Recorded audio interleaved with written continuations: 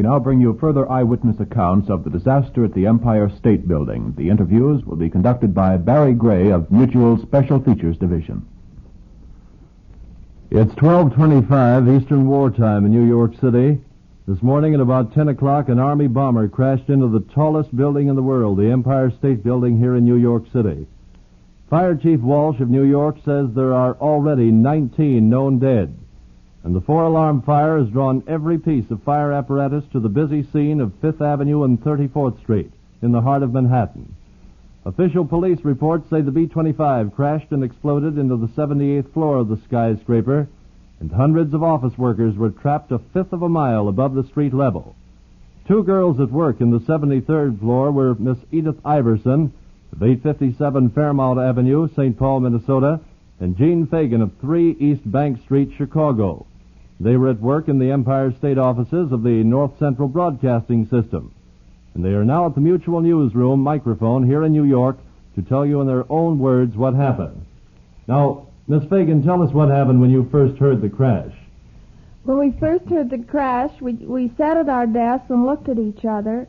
We didn't know whether it was lightning because we've heard so much publicity lately on lightning striking the Empire State Building. But we opened our office door, and in the hall it was so covered with smoke we couldn't see, and the elevator shafts were flaming with smoke.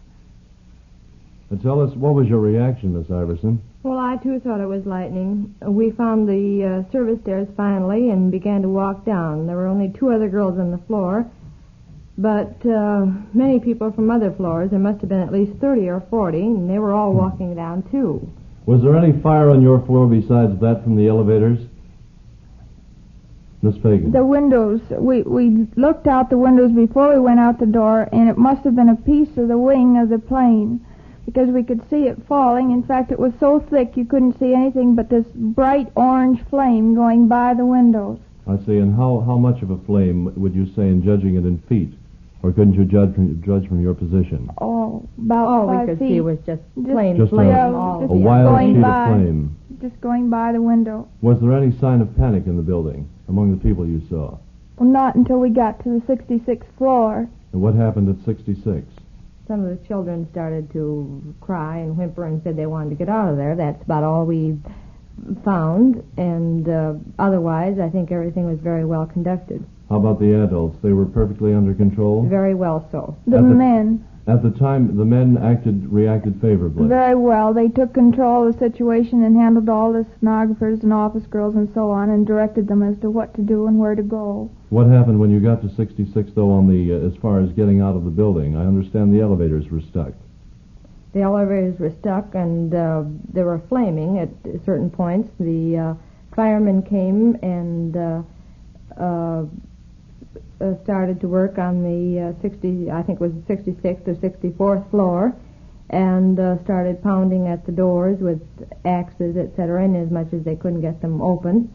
So finally, after much confusion, one of the gentlemen said that anybody who wanted to use the stairs was welcome to do so, and showed the way.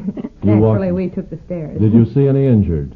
No, we didn't. You didn't. And what happened when you got to the street? What was the street scene like?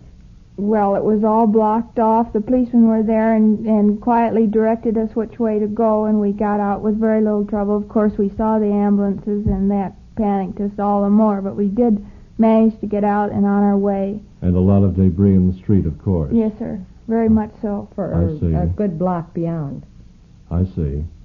And I understand you're from the Middle West, and your folks naturally will be worried, and you're hoping that they hear this broadcast. That's right.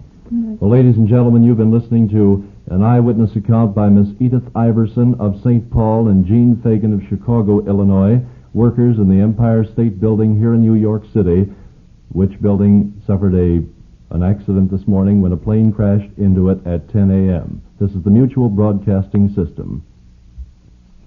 Following this brief explanatory note, you will hear a re-recording of the sounds of the plane which crashed into the Empire State Building on Saturday, July 28, 1945. This recording was made in the American Society of Civil Engineers offices at 33 West 39th Street, New York City, approximately 5 blocks away from the scene of the tragedy. Now, if you will listen closely, you will hear, over the dictation of the man who made the recording, the sounds of the plane and the crash at the end.